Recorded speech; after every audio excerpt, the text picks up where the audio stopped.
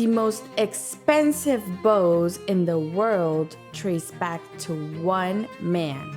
François-Xavier Tourte is often called the Strad of the bows. His innovations changed bow making forever, and nearly every modern bow we use today is still based on his ideas and design. But why exactly did Tourte matter so much? To understand Tourte is not just to look back in history, but to understand the tools that still define how musicians connect sound, gesture, and musical expression today. Welcome to my channel. I am Melisma Violin. Here I talk about music, instruments, bows, and everything that is part of a creative and spiritual life. If you enjoy this kind of content, make sure to subscribe so you don't miss any of my upcoming videos. In this video, we are going to explore the innovations of François-Xavier Tourte, why he became such a central figure in bow making history, and why his work continues to shape bow making today. Part of this video takes us to the Fête Tourte, hosted by Rare Violins of New York, where an extraordinary exhibition brought together 38 remarkable examples of Tourte's work. This event also included a fascinating conference with 3 renowned bow experts, Isaac Salchow, Yannick Le Canu, and Yung Chin, who shared their insights on Tourte's legacy, some of their favorite examples, and the evolution of French bow making. I had the opportunity to do a short interview to one of the experts, Yung Chin. So make sure you stay until the end so you can listen to this interview. Thank you, Rare Violins, for hosting this extraordinary event and for bringing together such remarkable examples of Tourte's work. François-Xavier Tourte was born in Paris in 1747, at a time when music, instruments, and performance practice were undergoing profound change. He was a son of a bowmaker. However, Tourte did not initially train as a craftsman. He first worked as a watchmaker, a detail that becomes important when we think about his precision, balance, and mechanical understanding. Tourte began making bows seriously toward the end of the 18th century, just as violin technique was becoming more demanding and musical language was expanding. There is very little written documentation from Tourte himself, and much of what we understand about his work comes from surviving bows, historical context, and later accounts by musicians and experts. Tourte is often associated with the leading musicians of his time, such as Viotti and Kreutzer. But it is important to clarify that there is no direct evidence that situates a direct partnership between them. What we do know is that Tourte was working in an environment where musicians were asking more from the bow, greater projection, more control, and increased technical flexibility. Rather than copying existing models, Tourte appears to have responded to these evolving musical needs, observing how musicians played and refined the bow accordingly. I hope you're enjoying this video so far, and if you are, please remember to like, comment, and share this with a friend who has interest in music, instruments, and bows. It's a free and simple way of supporting my channel.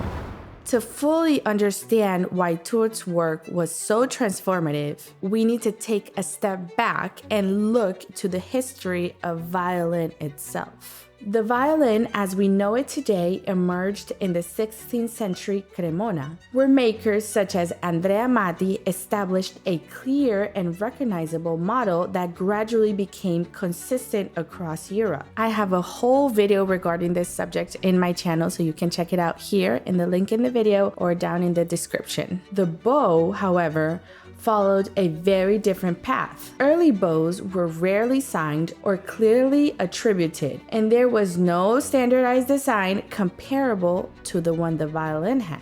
As a result, when we refer today to Baroque bows, we are describing a broad category that includes multiple designs, shapes, woods, weights, and lengths. This diversity worked well for early music, which emphasized articulation and gesture rather than a sustained projection. But as music language evolved, the limitations of this lack of standardization became an increasing problem. To bring this story into the present day, I spoke with the bow maker and expert Jun Qing. Maestro Jun Qing is known for his refined craftsmanship, thoughtful approach to tradition, and deep understanding of how historical principles translate into modern performance. Hello, we're here at the Fête Tourte right after the exposition with the three bow experts. I'm here with Master Jun Qing, and I'm going to ask him a question related to François-Xavier Tourte. So, Master Jun, as a contemporary violin bow maker, how do you personally relate to Tourte's legacy? Is it something you consciously follow, or something that's simply embedded in the way modern bows function today? I think most likely it's just embedded in what we do because he did standardize many of the technical measurements made in the modern bow from about 1790 on. What exactly did Tourte change in the bow? Standardized inward camber. He introduced a consistent inward camber along the stick, replacing earlier convex designs. This curve created a more even distribution of tension, giving the bow greater stability, control, and responsiveness. The use of Pernambuco.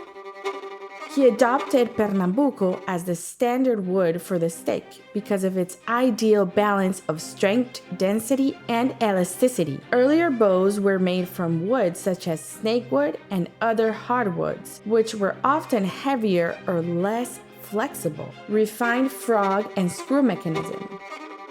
He refined and standardized the screw-adjusted frog, allowing players to control hair tension with much greater precision. He also established the use of durable materials such as ebony and metal fittings, improving stability, balance, weight, and longevity. Length and weight. He defined consistent proportions for length and weight, creating a more predictable and balanced playing experience for musicians. Head design. He also refined the head design, giving it structural strength and a clear visual identity. Today, the head shape often functions as a maker's signature and helps define different bow models. More than 2 centuries later, Tourte's influence remains everywhere. Original Tourte bows are among the most valuable bows in the world, often reaching extraordinary prices in auction. For example, in June 2018, a François-Xavier Tourte violin bow sold at Vinci Ancher in France for 576,000 euros. Setting a record price at auction. But his importance goes far beyond the auction room. For musicians, he established the modern technique possible. For bow makers, his work continues to serve as a benchmark for balance, elasticity, and response. When musicians refer today to a Tourte model, they are rarely talking about copying a single bow. They are referring to a set of principles that continue to define the modern bow. Were you aware that these bows could reach such extraordinary prices? I would love to read your thoughts in the comments. I am deeply grateful for the opportunity to be here, to learn, to listen, and to share this knowledge with many more people.